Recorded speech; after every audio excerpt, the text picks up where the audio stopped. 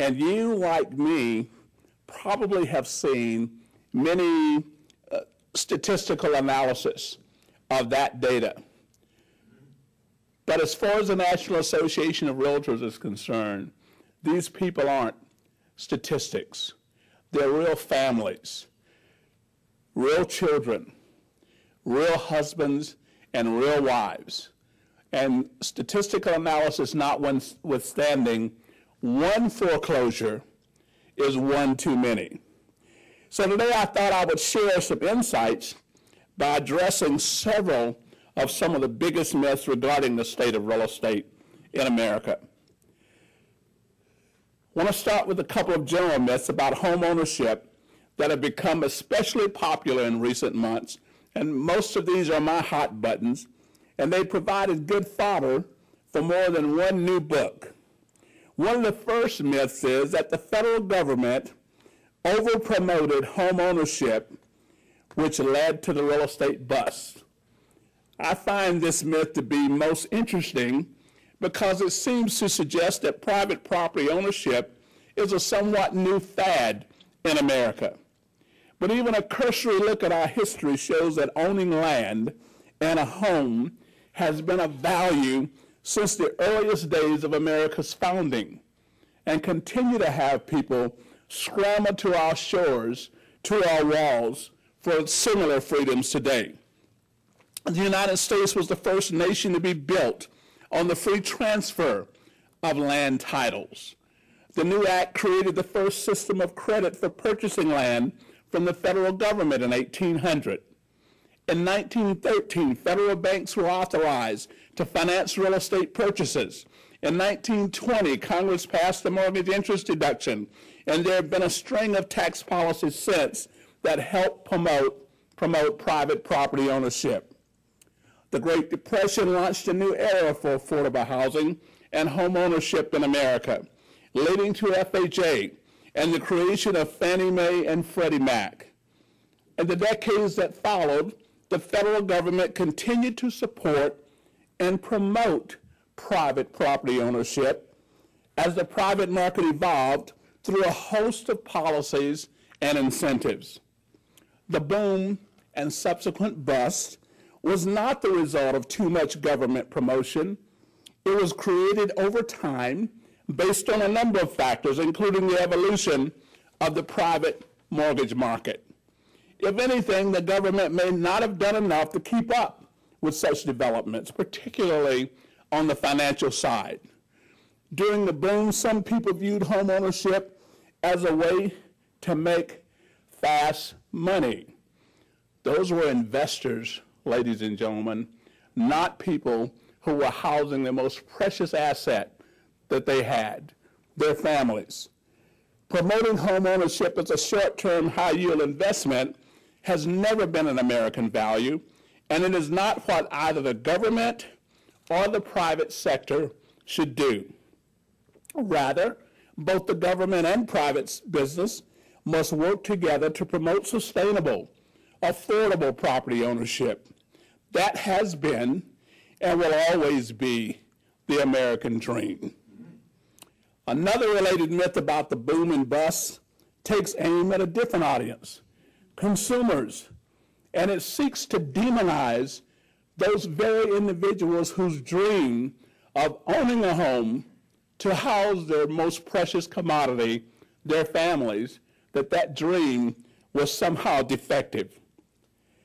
Too many people who bought a home during the boom didn't deserve to be homeowners. How can you say that someone doesn't deserve to be a homeowner? Objectively, you certainly can make the case that based on an individual's circumstances, we can so circumscribe, if you would, the parameters by which he or she or they should own a home. In other words, what they could objectively afford. I recently read a book review article in the Washington Times and shared it with spouse that addressed this point. The article said, and I quote, "At some point in the political process, it became apparent that increasing home ownership among low-income people with bad credit and without money for the conventional 20% down payment, could translate into votes by creating a whole new constituency. This was what politicians began to call the underserved population and set out to pander to them, unquote. In other words, if we only lent money to people who made a certain amount of money and put 20% down, we'd all be fine right now, wouldn't we? Few things could be further from the truth. Problem with that theory, ladies and gentlemen, is the fact that home buyers in all financial and social demographics have found themselves with loans that they can't repay. Considering that half of all conforming loans are now underwater, it appears that the 20% down payment didn't help as much as this one particular author would have us think. We all know that there's a significant financial incentive for lenders to put people into costly loans, and some lenders made a lot of money doing just that. Just because many low-income and so-called underserved buyers didn't know that they might have other options or questioned why they couldn't qualify for a conforming loan without 20% down, doesn't mean that they were necessarily bad risk. Put the same borrowers in a different loan package, and they just might be able to pay. If you doubt that statement, consider that FHA's market share fell to just 3% of all loans originated during the height of the boom. Now that subprime loans no longer exist for the most part, it's approaching well over 30%. Why do you think that is?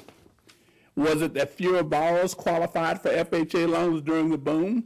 Not likely. They didn't just awaken and all of a sudden qualify for FHA loans. This kind of thinking that low-income people and other underserved populations were all bad credit risks who didn't deserve to own a home has become somewhat popular in recent years. Moreover, the idea that business people like you and I were forced to put people into homes simply because the government set a quota is also untrue and does little to resolve the current problems in the market. We must debunk the myth that all underserved buyers are high credit risk. Simply untrue, and it does nothing to address those problems. The question is not whether a particular person or group deserves to own a home. The question all of us in the real estate industry should be asking is this person ready to own a home, and what kind of financial characteristics do they have that allows them to achieve the American dream in a way that is responsible and in a way that is sustainable? The sooner we start asking the question, the sooner we can help lead America's housing market toward stability and toward prosperity. The myth, the next one, is that seems to be very popular among consumers. You might hear it from a neighbor, what we call fence sitters. You'd be foolish to buy a home. Prices are going to drop further. As I mentioned earlier, real estate is a local business, and whether you're buying or selling, investing in commercial building, it's important to talk to your local professionals to address local market conditions and to weigh your options.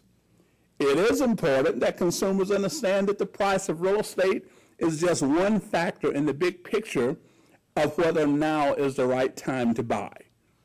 Interest rates, availability of properties, taxes, and other factors impact the overall cost of purchasing real property.